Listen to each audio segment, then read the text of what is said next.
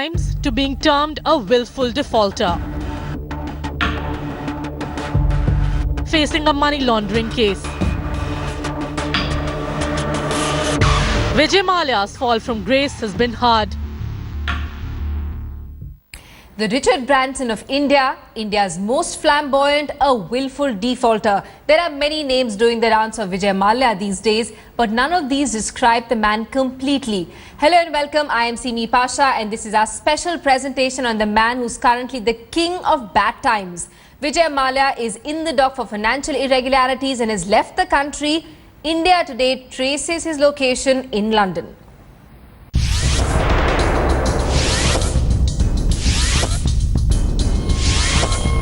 The Indian government has gone on an overdrive to clip the wings of the king of good times, Vijay Mallya.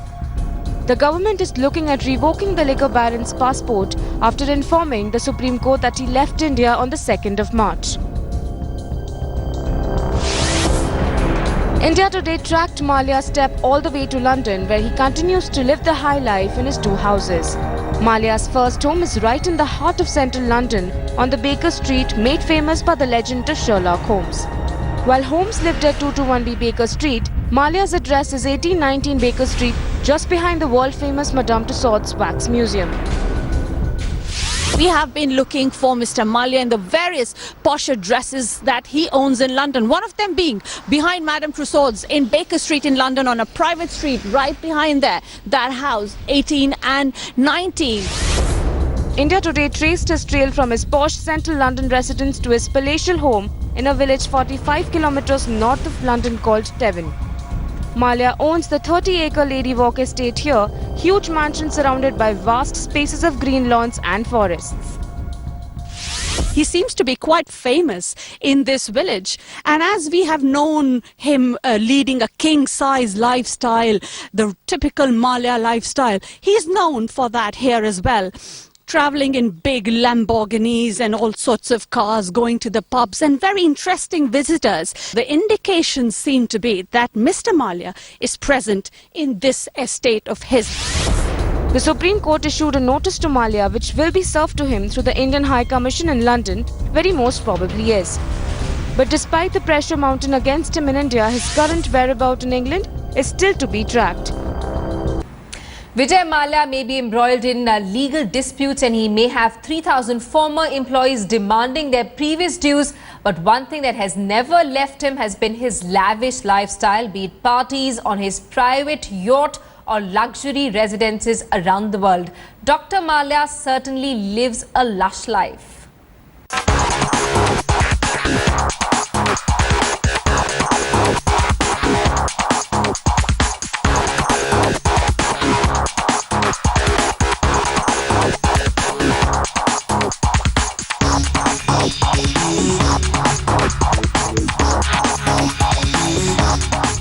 He was called the king of good times.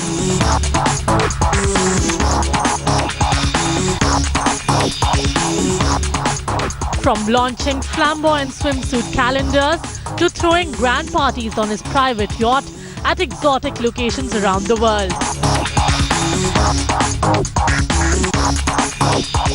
From owning an IPL team to racing his way to co-own a Formula One team. Vijay Mallya totally lived up to the tag of living life king size.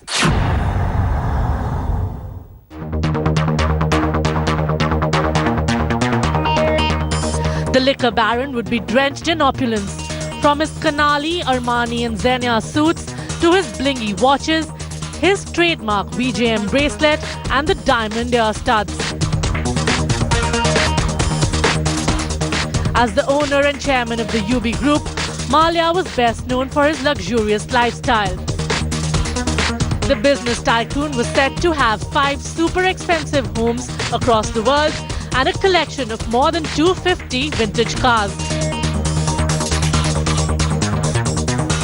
And to suit his jet-setting lifestyle, Vijay Mallya had a private jet at his disposal and a private yacht that would play host to some of the most beautiful people in the world.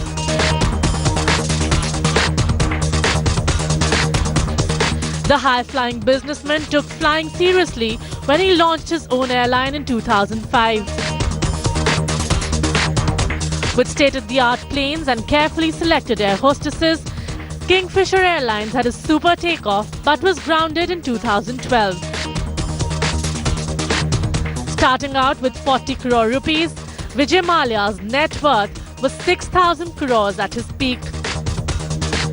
The easy opulence never once betraying the possibility of serious trouble ahead. Trouble that is now rapidly mounting for India's most visible corporate tycoon. After a career dotted with fancy cars, beautiful women and the best life has to offer, could Vijay Mallya next be the king of hard times? Bureau Report, India Today.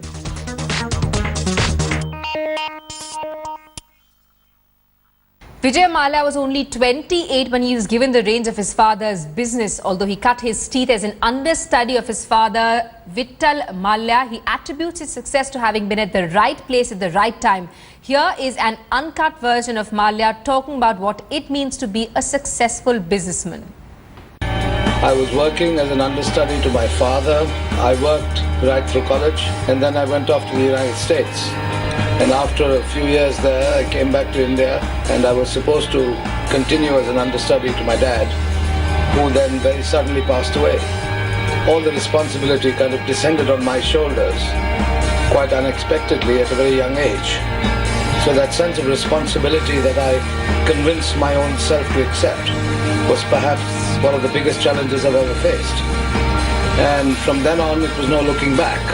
The boldest move was to develop the self-confidence and self-belief. I knew that my destiny was in business. Timing is very, very critical. You know, opportunities come and go. Nothing waits for you. The biggest one was when we bought our biggest competitor. I had the confidence, I had the belief, and I went for it. You need to sort of exercise control.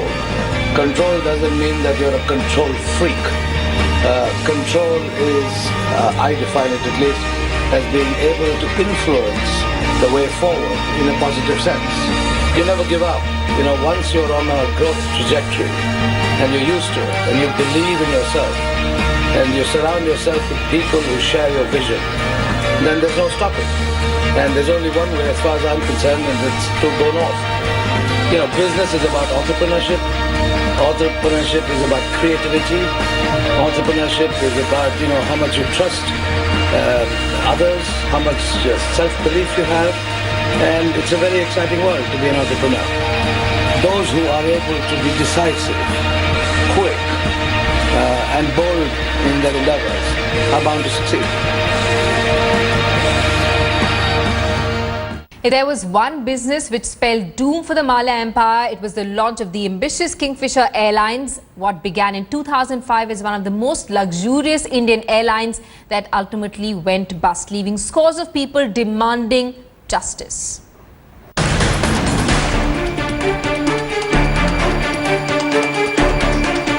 On 9th May 2005, a spanking new Airbus 320 took off from Mumbai on its maiden flight to Delhi, and India's swankiest airline announced its arrival.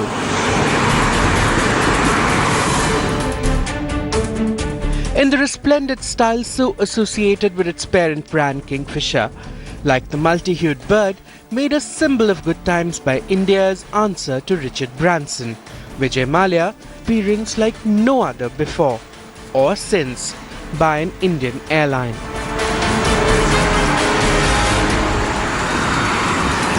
तो हो गया launch और उम्मीद है कि सारे जो हमारे गेस्ट थे आज वो खुश हो जाएंगे और हम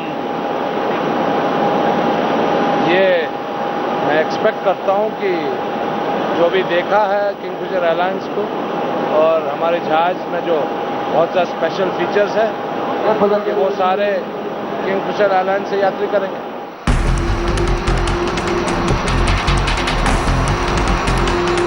By 2009, the airline had grown in popularity. It became the first and the only airline to place orders for Airbus's A380 and A330, costing over $3 billion. Vijay Mallya had also meanwhile bought over Air Deccan, previously owned by Captain Gopinath. But trouble was brewing fast. In the same year, the airline reported a loss of rupees 418 crore during the financial year and decided to lay off nearly 100 pilots. So we need to generate the kind of revenue that we need to sustain our operations. And the costs are so high. The rupee has depreciated. We pay for aircraft leases and maintenance in dollars. So we have to pay more. We still have a very punitive, high rate of sales tax on fuel. It's all very well to say that the fuel prices come down, but the tax is a large incident.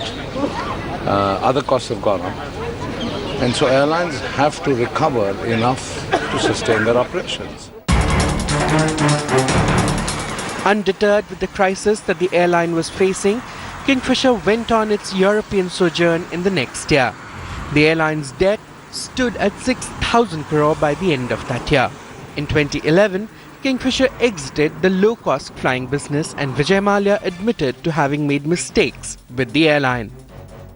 No, the mistakes that I potentially referred to was when we decided to do a thorough financial evaluation of our routes and those that were profitable and unprofitable. And we identified certain routes that were totally unprofitable while maintaining schedule integrity and connectivity to important towns where we are the only operator. We cancelled some flights, we put some aircraft into reconfiguration, and what I said was, okay, maybe we could have handled that process better. We got a lot of flack for it. Now that I've had the opportunity to clarify that we are doing this to improve the operating efficiency of the airline.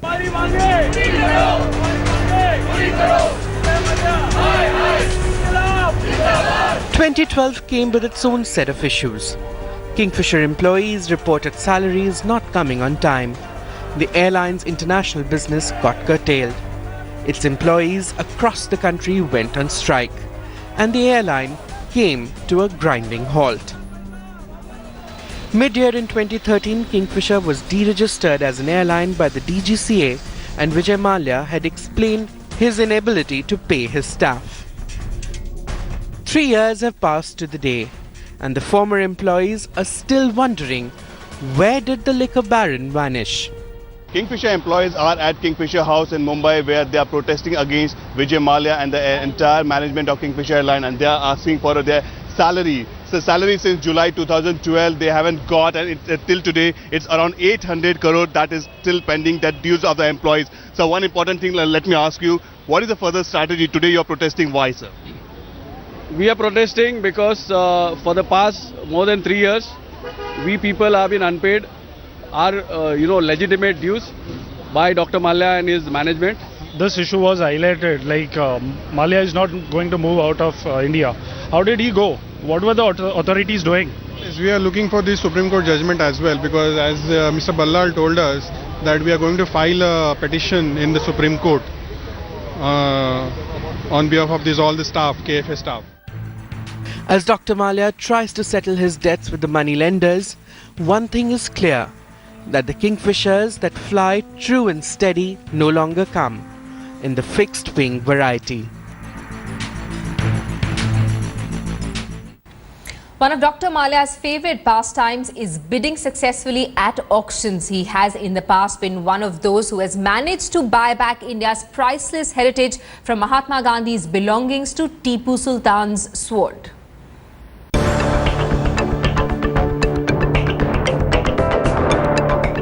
There are many things that Dr. Vijay Mallya is famous for.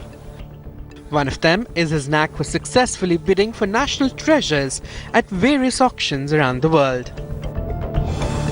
In 2004, when the sword of Tipu Sultan was going under the hammer at an auction house in London, Dr. Mallya decided to bring back the priceless artifact home. His winning bid for £175,000 fetched the sword back to India. Subsequently, he bought 30 other items owned by Tipu Sultan from auction houses in the UK, including a cannon, other weapons and personal items. 1,700,000 now. Instead of 1,700,000. In 2009, a few personal items which belonged to Mahatma Gandhi were to be auctioned in London. Indian government tried its best to stall the auction as no agreement could be reached between the auction house and the government. Also, Gandhiji's great-grandson Tushar Gandhi was unable to get together the money required to buy back the items. Dr. Mallya came to the rescue. Bidding for the pieces at $1.8 million, he successfully outbidded everyone else and brought the heritage to India.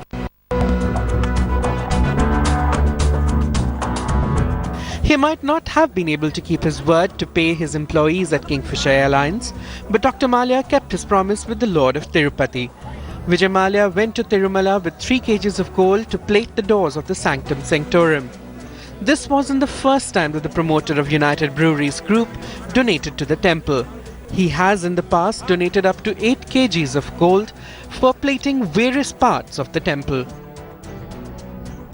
While he may live a luxurious life, one of Vijay Mallya's constant obsessions has been sports. No, I'm not just talking about the Royal Challengers Bangalore in the IPL. Dr. Mallya owns another cricket team in faraway Barbados, sponsors Derby, has an F1 team and also owns football clubs.